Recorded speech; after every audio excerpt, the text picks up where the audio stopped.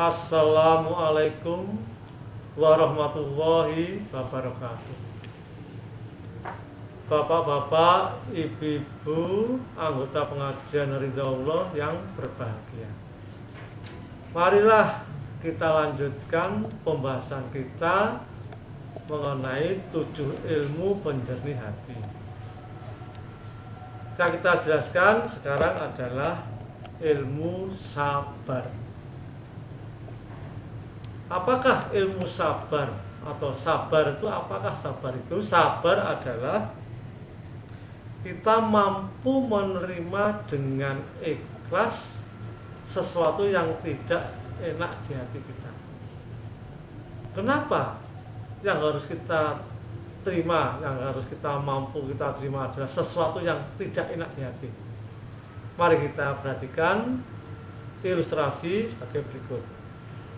Di dunia ini memang ada 2 kejadian, yaitu kejadian yang menyenangkan hati dan satunya lagi kejadian yang tidak mengenakan di hati. Contoh sesuatu yang menyenangkan di hati, misalnya kita mendapat undian rumah, tahu kita mendapat hadiah rumah. Tentunya tidak mungkin kalau kita mendapat hadiah rumah ada orang yang bicara kepada kita seperti sebagai berikut. Pak, yang sabar ya Pak menerima rumah tersebut. Tentunya tidak ada. Atau misalnya kita tiba-tiba mendapat hadiah uang, misalnya uang sangat besar. Tentunya tidak ada orang yang berkomentar, Pak, yang sabar ya Pak menerima uang tersebut. Tentunya enggak ada. Tetapi kalau kita menerima sesuatu yang tidak enak di hati kita, seperti suatu musibah, maka tentunya ada orang yang berkomentar, Pak, yang sabar menerima musibah tersebut. Nah, di sini jelas ternyata sabar itu bagaimana kita mampu menerima dengan ikhlas sesuatu yang tidak menyenangkan di hati kita. Bapak Ibu sekalian yang berbahagia, dari penjelasan sabar tersebut, ternyata yang paling penting adalah bagaimana kita mampu menerima sesuatu yang tidak enak tersebut dengan ikhlas. Di sini perlu kami jelaskan mengenai 2 hal, yaitu mampu menerima dan yang satunya adalah ikhlas. Kalau yang ikhlas di depan sudah kita jelaskan di dalam ilmu niat ikhlas. Sudah cukup. Tinggal sekarang kita jelaskan mampu menerima. Syarat agar kita mampu menerima ternyata ada 2 hal. Yang pertama, kita mampu menghadapi. Berarti di sini kita tidak boleh menghindari. Jadi mampu menghadapi. Setelah kita mampu menghadapi, kita lanjutkan, kita harus mau menerima. Jadi kalau hanya cukup menghadapi saja tetapi tidak mau menerima, proses mau menerima tidak akan terwujud.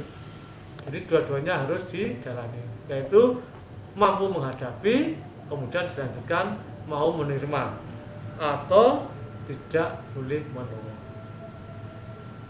Kenapa saya jelaskan masalah ini? Karena kadang-kadang di dalam praktek sehari-hari kalau kita ada masalah, kita hindari. Nah, akibat kita menghindari, tentunya kita tidak pernah mengalami proses menerima.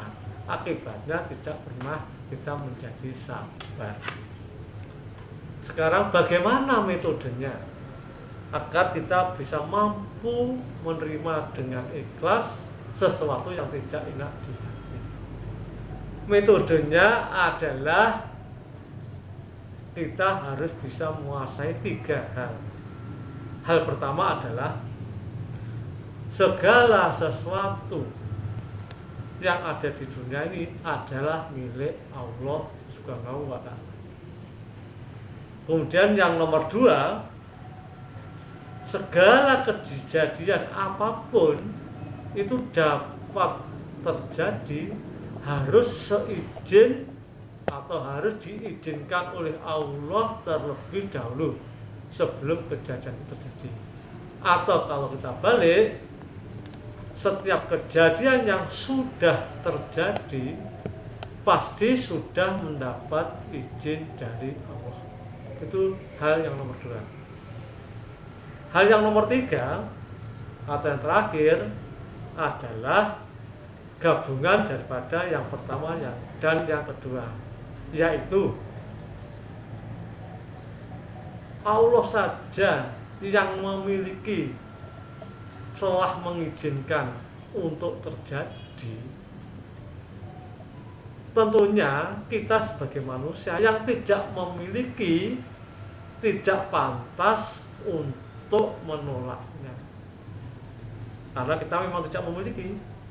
Atau dengan kata lain, wajar kalau kita sebagai manusia yang tidak memiliki harus menerima segala kejadian, karena Allah sebagai sang pemilik telah mengizinkan kejadian itu untuk terjadi.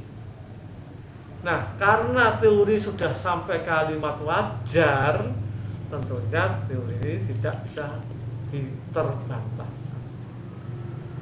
Kemudian, apakah tolak ukur keberhasilan bahwa kita sudah mampu menjalani sabar?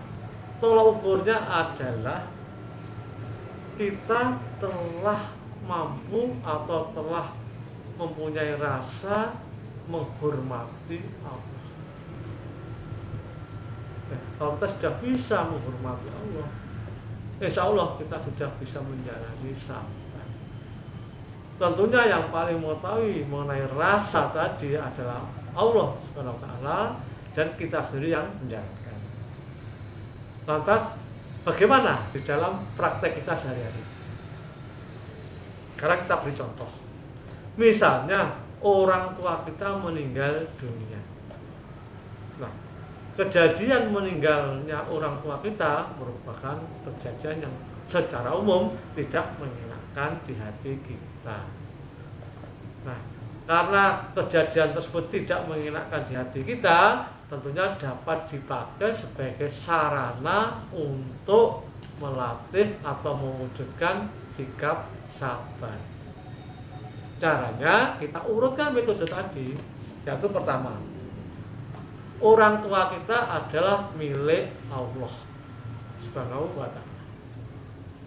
Yang nomor 2, bahwa orang tua kita meninggal dunia tersebut tentunya sudah seizin Allah, atau Allah sudah memberi izin.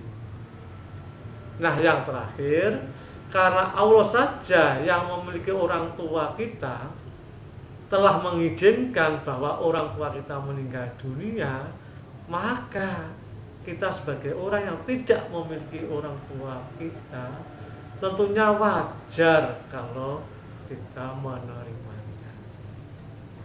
Nah, kalau pengertian atau cara tersebut kita ulang-ulang terus-menerus, nah kalau sudah sampai tingkat refleks, jadi begitu kita menerima suatu musibah kita langsung refleks wajar kalau menerima, maka insya Allah kita akan sudah berhasil menjalani ilmu sabar.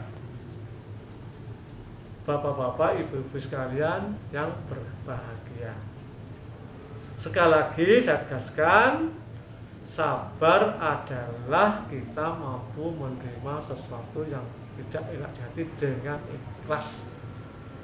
Setiap suatu keinginan, misalnya kita ingin bisa tinju misalnya, tentunya kita perlu yang namanya sparring partner. Kalau tanpa sparring partner tentunya kita tidak bisa bertinju. Demikian pula kalau kita ingin bisa mampu sabar, tentunya perlu suatu sparring partner. Sparring partner sabar adalah suatu kejadian yang tidak mengenakan di hati kita.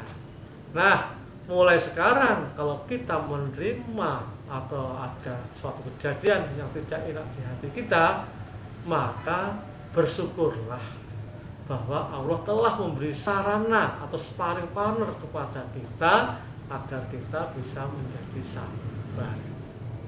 Nah, kalau kita sudah bisa menyampaikan rasa bersyukur, terima kasih atas kejadian tidak menyenangkan di hati kita, insya Allah kita akan dengan mudah menjalani ilmu sabar. Kiranya penjelasan ilmu sabar saya cukupkan sekian. Usikum wa nafsi bitaqwallah. Wassalamualaikum warahmatullahi wabarakatuh.